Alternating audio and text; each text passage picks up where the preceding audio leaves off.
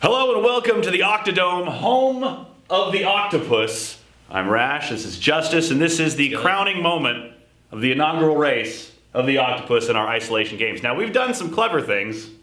I don't know if they were clever. I guess kind we of. played some games. We did some trash ball. We did some hallway hockey. Yeah, and some marksmanship. I did not fare well in very many of those, but luckily... I'm up 2-1.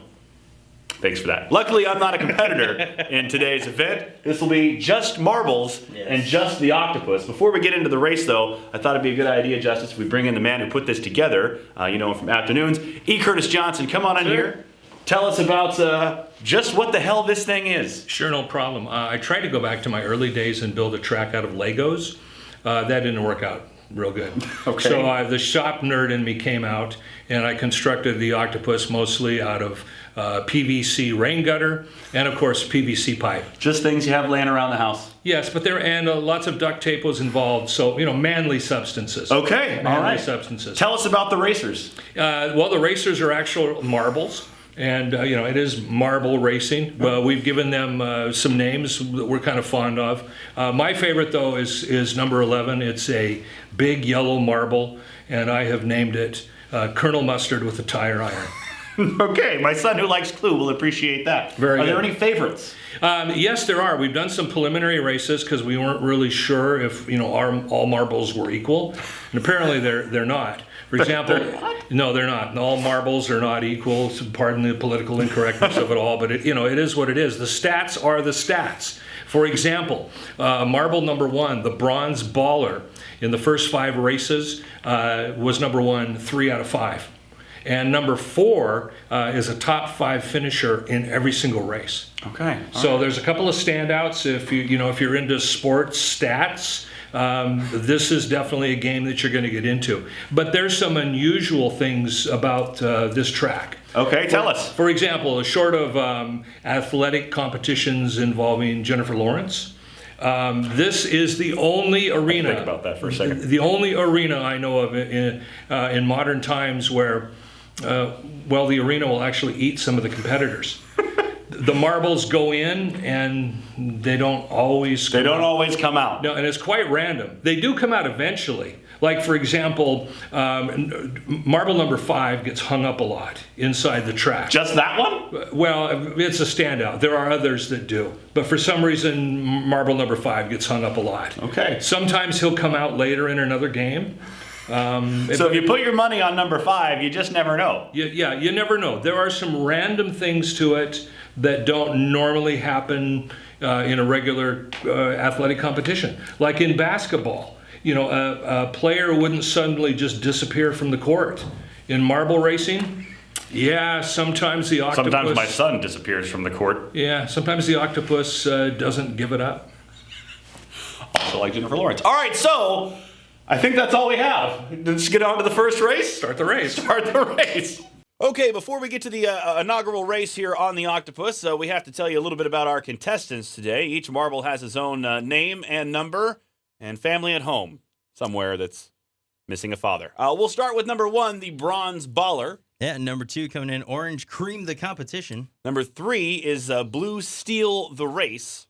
Number 4, the tiger. I've heard he has actually been the only one to make it out of the GW Zoo. I also heard Carol Baskin killed her husband. At number 5, skid marks. Make your own joke, whatever you want to say there. Number 6, Tangerene Terror. It's pretty sweet. I'm still trying to get past number 5. I thought that was a personal attack. At number 7, the clear winner. Number 8, Blue Past the Rest. Number 9 is Back in Black. That's a Motley Crue reference, everyone. Was that wrong? Number 10, Colonel Mustard with the tire iron. He's coming right out of the library. At number 11, Green Goblin, the competition. Number 12, Crossing the Line. You don't want to get him in your eyes. Number 13, Stormy Sky. Still waiting for that payoff check. Number 14, Out of This World. At number 15, I Be Lying to You. And number 16, Clear Sailing. So those are our racers in some of the preliminaries. We had some favorites out there. The Bronze Baller was able to win quite a few races. Also, Blue Steel the race and the Green Goblin all looked pretty good. But now is when it really counts, Justice. Yes, definitely. And just for note, number 5, skid marks. That is the one that constantly gets caught in the octopus. So I guess you can say the octopus likes chocolate. He's a little sticky. So I've been told. One quick thing before the race begins, you'll notice the octopus has many arms, which means the contestants could fall out onto the track at any point. Oh, yes. Yes, this makes for a couple collisions here and there. Sometimes they come going the wrong way on the track. So just because your marble comes out first as the race begins doesn't mean necessarily that's where they're going to finish, because, as we could say, the randomness of the octopus adds to variety on the track. True terror. True terror. All right out of the drop, you can see what I was talking about the octopus throwing marbles down in random spots on the track. You can see our first collision after the second turn. It looks like the Tiger going the wrong way, Justice. Yes, the Tiger running the wrong way and actually runs right into Blue past the rest. He's clearly disoriented and does not know where he's going. I think he's drunk. Probably. So as they reoriented themselves, is that offensive? They're going the right way now, is what I was trying to say. And as they make the next turn, first to the sticker, and winning his charity of choice, the Human Fund, money for humans, $5,000, the Bronze Baller maintaining his lead. Oh, I'm being given a note. That is not a real charity. As they come around the final turn, you can clearly see, unlike my cousin, the Bronze Baller totally pulling this one out.